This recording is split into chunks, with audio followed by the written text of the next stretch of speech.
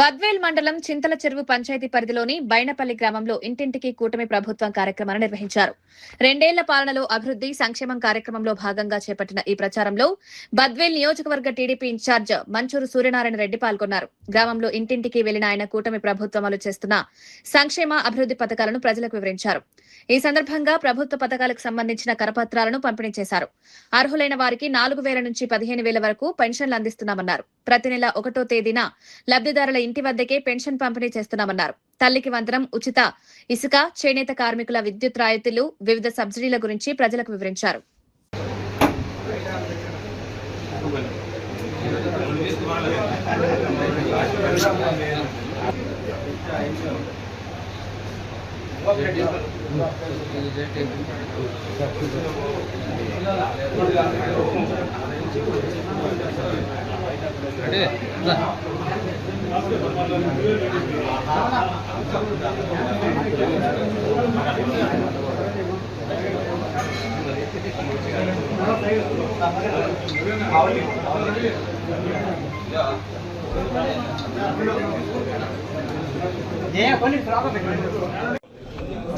చేసిన అభివృద్ధి సంక్షేమ కార్యక్రమాలపై డోర్ టు డోర్ ప్రోగ్రాంలో భాగంగా ఈరోజు బైనపల్లిలో ఈ ప్రోగ్రాం జరుగుతూ ఉంది.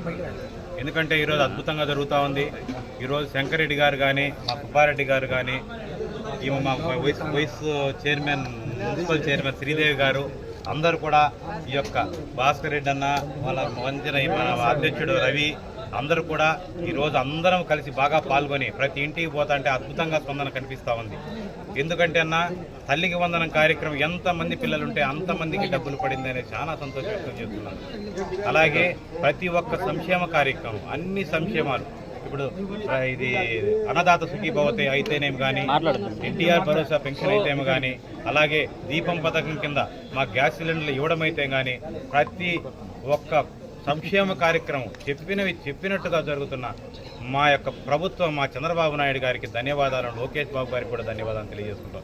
ఎందుకంటే అన్న, వైసీపీ గవర్నమెంట్లో ఏ పథకాలు ఇచ్చారో ఆ పథకాలకు రెట్టింపు పథకాలతో రెట్టింపు అంటే వాళ్ళు 3,000 అంటే 5 సంవత్సరాలకు 3,000, 2,000ను 3,000 చేస్తే మా ప్రభుత్వము, మా ముఖ్యమంత్రి వర్యులు చంద్రబాబు నాయుడు వచ్చిన వెంటనే 4,000 రూపాయలు చేసిన ఘనత మా ప్రభుత్వానికి దక్కుతా ఉంది. ఎందుకంటే అన్న, ఈ యొక్క 4,000 రూపాయల పెన్షన్ ఎక్కడా ఏ రాష్ట్రంలో ఇవ్వని విధంగా మన రాష్ట్రంలో ఇవ్వడం జరుగుతుంది. తల్లికి వందనం కార్యక్రమం, అందరికీ డబ్బులు, ఎంత పిల్లలు ఉంటే అంతమందికి డబ్బులు. ఇలాంటి సంక్షేమ కార్యక్రమాలే కాకుండా అభివృద్ధి కార్యక్రమాలు ఎక్కడ చూసినా గుంతలు పడిన రోడ్లు, ఎవడు కూడా చూసినా మోకాలు లోతు గుంతలు ఉన్న ఆ యొక్క రోడ్లను మా ప్రభుత్వం వచ్చిన వెంటనే ఈ రోడ్లు పూడ్చే కార్యక్రమం మొదలుపెట్టారు. అలాగే కొత్త రోడ్లు ఎక్కడి కూడా ఇప్పుడు కూడా ఈ మండలానికి కూడా దాదాపు 1,500 శాంక్షన్ అయింది రోడ్లు. ఇక్కడ పక్కనే చింతల చెరువును దాన్ని ఆధునీకరించేదానికి అద్భుతంగా జరుగుతూ ఉంది. 50 లక్షల రూపాయలతో దానిని సుందరీకరణ చేస్తున్నారు. ఇదంతా మా ప్రభుత్వం చేసిన చాలా గొప్పతనం. ఎందుకంటే అన్ని కూడా అభివృద్ధి కార్యక్రమంగా 3 సంవత్సరాల గవర్నమెంట్ ఉంది.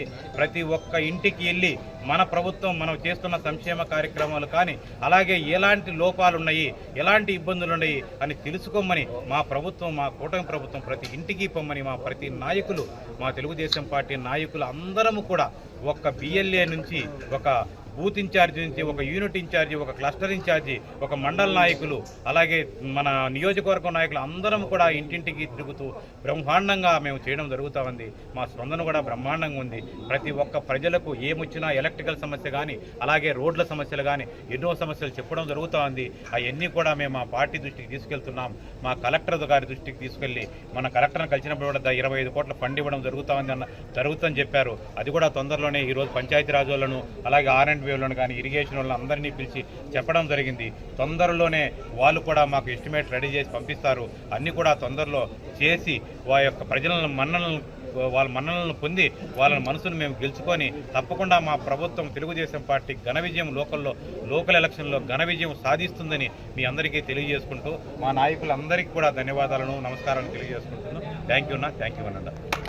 గ్రామంలో ఈరోజు ఈ ఇంటింటి కార్యక్రమం, సంక్షేమ పథకాల గురించి చెప్పటం కానీ, స్పందన కానీ ప్రతి ఒక్కటి బాగా డెవలప్ చేసిన దానికి ఈ కూటమి ప్రభుత్వం బాగా స్పందిస్తున్నారు.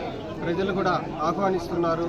ప్రతి ఒక్కరికి, ఇక్కడికి వచ్చినటువంటి ప్రతి ఒక్కరికి ధన్యవాదాలు తెలియజేసుకుంటూ సెలవు తీసుకుంటారు.